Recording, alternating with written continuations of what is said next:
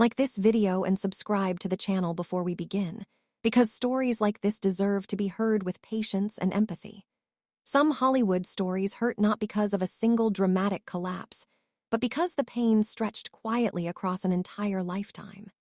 The story of Mary-Kate and Ashley Olsen is one of those rare cases where fame didn't arrive after struggle, but before awareness itself.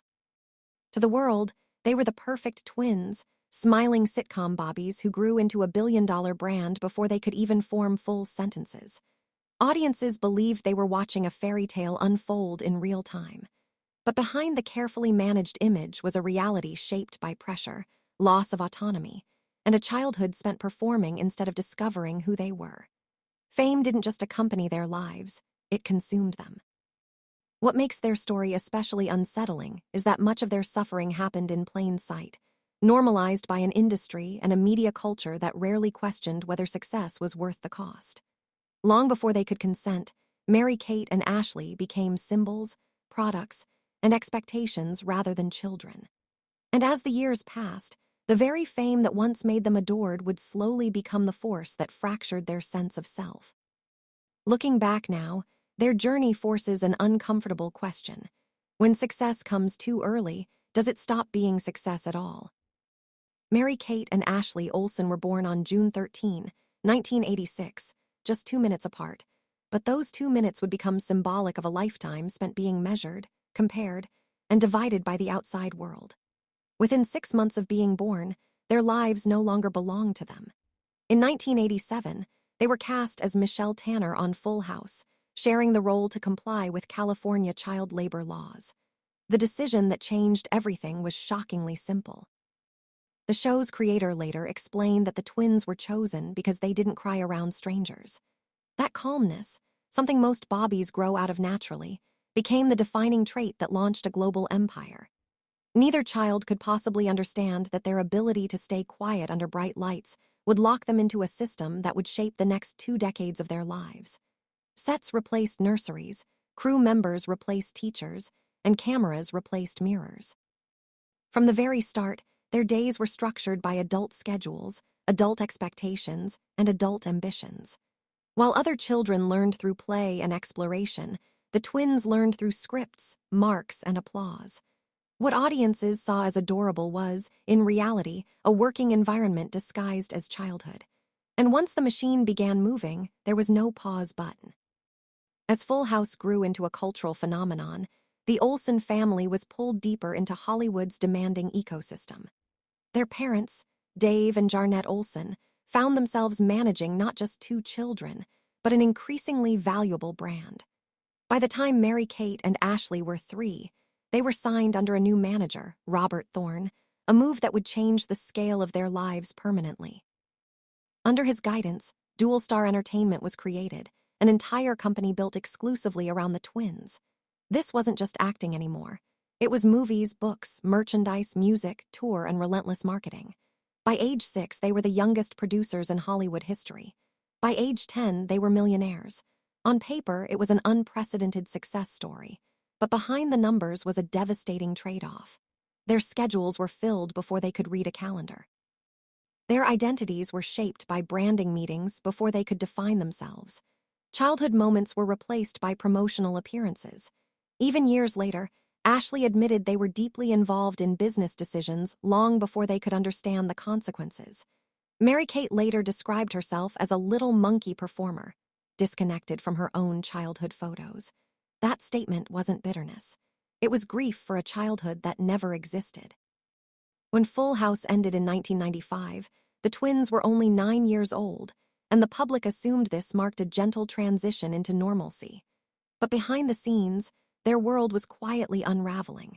In 1996, news broke that their parents were divorcing, shattering the family structure that had held their empire together. Years of business pressure, constant travel, and public scrutiny had taken a toll. The situation became even more painful when their father remarried just 1 month after the divorce became public. For 2 children already stretched emotionally thin, the timing was devastating. Ashley chose not to attend the wedding, staying close to her mother, while Mary-Kate attended quietly, trying to keep peace in a family divided by circumstance and silence. Their mother refused to speak publicly about the pain, while their father insisted the girls were fine. But insiders later revealed the emotional strain was immense. The twins were old enough to sense betrayal and loss, yet too young to process it. Still, the work never slowed. Their grief was scheduled around filming days, photo shoots, and press appearances. The industry didn't pause for healing, and the twins learned early that emotional pain was something to carry privately while smiling publicly. As the twins entered their teenage years, the pressure didn't ease. It intensified. The world had watched them grow up, and somewhere along the way, that familiarity turned into entitlement. Their adolescence became a form of public property. By the early 2000s, their faces were everywhere, but so was a darker obsession. Websites appeared counting down the days until they turned 18, openly celebrating the moment they would become legal. It was one of the most disturbing moments in modern celebrity culture, and almost no one in power intervened. Ashley later described crying hysterically when tabloids published bikini photos of them without consent. During a televised interview, she was asked about her virginity at 16 years old. Instead of outrage, the moment passed as entertainment. The twins weren't treated as minors with boundaries. They were commodities. Their discomfort didn't register because their fame had desensitized the public. What should have been protected years of self-discovery became a battlefield of objectification and invasion. The industry that once profited from their innocence now exploited their transition into adulthood, proving how quickly affection turns predatory when fame is involved. At the same time, the media became increasingly cruel about their appearances. When Mary-Kate began struggling with an eating disorder, tabloids didn't respond with concern. They responded with mockery, speculation, and comparison. Headlines scrutinized her body, diagnosed her without compassion, and turned her illness into a spectacle. Even respected platforms failed them. On national television, Oprah questioned them about eating disorder rumors and asked for their dress sizes. Today, that moment feels shocking, but at the time, it was treated as acceptable curiosity. These were teenage girls, navigating identity and insecurity under a microscope. Every vulnerability became content. Every struggle became gossip. The pressure reached a breaking point in 2004 when Mary-Kate, just 17, entered treatment after an intervention by her family and therapist.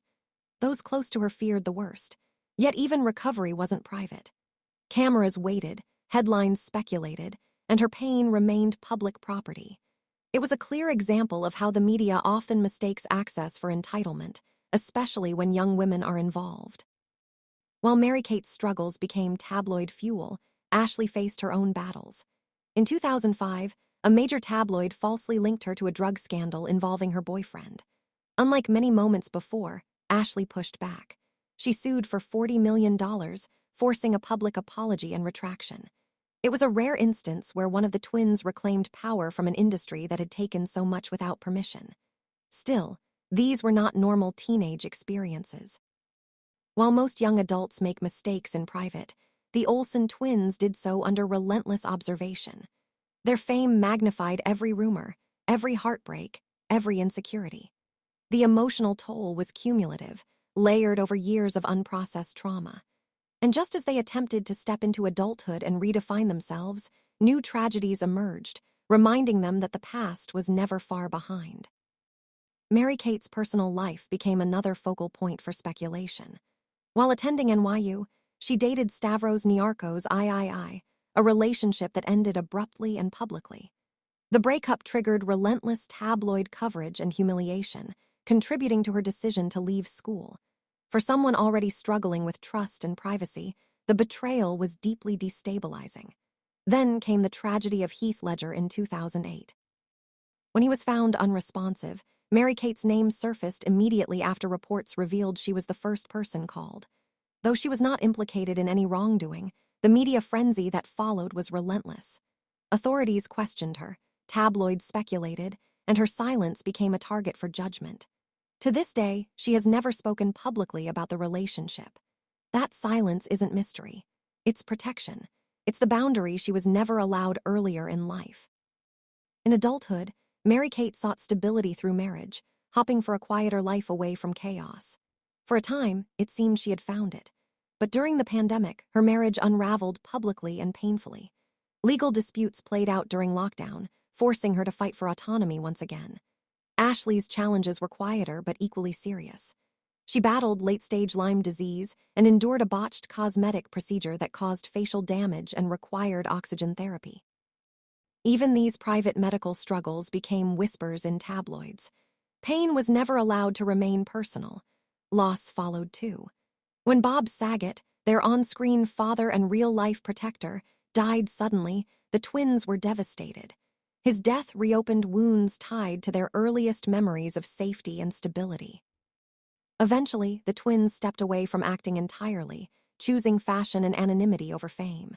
They built the Row into a respected luxury brand, proving their intelligence and discipline beyond Hollywood. But their retreat wasn't retreat at all. It was survival. They avoided interviews, declined reboots, and rejected social media, not out of bitterness but self-preservation. In 2023, Ashley became a mother, embracing a new chapter of life. For Mary-Kate, the shift was emotionally complex. For the first time, their lives moved in different emotional rhythms. There was no public fallout, only quiet distance shaped by different healing paths. Their bond remained, but it changed, as all relationships do when trauma and time intersect. What makes the story of Mary-Kate and Ashley Olsen so unsettling is not that they stepped away from Hollywood, but why they felt they had to. By the time they reached adulthood, fame was no longer exciting or rewarding. It was exhausting and invasive. After decades of being watched, questioned, compared, and consumed, they made a conscious decision to disappear from the version of Hollywood that once defined them. Acting had taken so much from their childhood that returning to it felt less like nostalgia and more like reopening an old wound. Their refusal to join reunions, reboots, and interviews wasn't an act of rebellion, it was an act of survival. For once, they were choosing silence over exposure, boundaries over applause. Many fans misunderstood this withdrawal, assuming they were ungrateful or distant. But in reality, the twins were doing what they had never been allowed to do before, deciding who had access to them. Their absence was not failure, it was freedom. It was the quiet reclaiming of identity after a lifetime of being defined by others. The Olsen twins' story also exposes a much larger and more uncomfortable truth about the entertainment industry itself. Child stardom is often romanticized, portrayed as lucky, magical, and privileged. But beneath that image lies a system that prioritizes profit over protection and visibility over well-being. Mary-Kate and Ashley were praised for their work ethic before they could understand what work meant. They were rewarded for professionalism before they were old enough to choose it. And when cracks began to show, when illness, exhaustion, and emotional distress became impossible to hide, the same system that benefited from them turned invasive and judgmental. Instead of slowing down, the pressure increased. Instead of privacy, there was scrutiny. Their experience is not unique, but it is one of the clearest examples of how childhood can be quietly erased under the banner of success. The twins became symbols of achievement while internally struggling with the cost of never being allowed to simply exist as children. Their journey forces us to ask whether fame gained too early is ever truly fair. As adults, Mary-Kate and Ashley chose a different kind of success, one that didn't require constant explanation or public approval. Through their fashion brands, particularly the Row, they built something intentionally understated, private, and detached from celebrity culture. There were no loud marketing campaigns, no reliance on their famous last name, and no need for validation from tabloids. This shift wasn't accidental. It reflected their desire for control, anonymity, and creative ownership. For the first time, their work spoke for itself without their personal lives being attached to it. Yet even in this quieter phase, the emotional aftermath of their past never fully disappeared. Trauma doesn't vanish simply because attention fades. It reshapes relationships, identity, and self-worth. The twins learned to live with the weight of experiences that most people never face, let alone before adulthood. Their silence in interviews and public spaces is often misinterpreted, but it is actually the loudest statement they could make. It says that not every story needs to be explained, and not every life needs to be consumed. One of the most difficult realities of growing up under constant pressure is that it changes how people connect, even with those they love most. For Mary-Kate and Ashley, their bond was once inseparable, not just emotionally but professionally and publicly. They were presented as a single unit for most of their lives, rarely allowed to exist as individuals. As adulthood arrived, that bond naturally evolved, but change felt heavier because it came after shared trauma. Ashley's transition into motherhood marked a new chapter filled with grounding and stability, while Mary-Kate continued navigating healing, independence, and personal loss. There was no dramatic falling out, no public feud, just distance shaped by different emotional timelines. This kind of separation can be deeply painful, especially when two people have survived everything together. It highlights a quiet truth. Even the strongest bonds can shift when life finally allows individuals to grow in separate directions. And sometimes, that distance is not a failure, but a reflection of long-delayed individuality.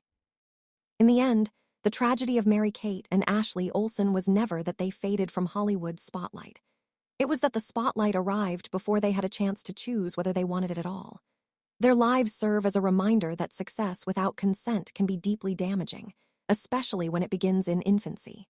They survived an industry that rarely pauses to ask who pays the price for entertainment. Today, their absence feels intentional, measured, and earned. It represents boundaries that came late, but came honestly. Their story is not about scandal or failure, but about endurance. About two women who lived through extraordinary pressure and chose peace over performance. And as audiences, perhaps the most important lesson is this: admiration should never come at the cost of someone's humanity. The Olsen twins gave the world decades of entertainment. What they finally chose to keep for themselves was something far more valuable: their right to live quietly, on their own terms.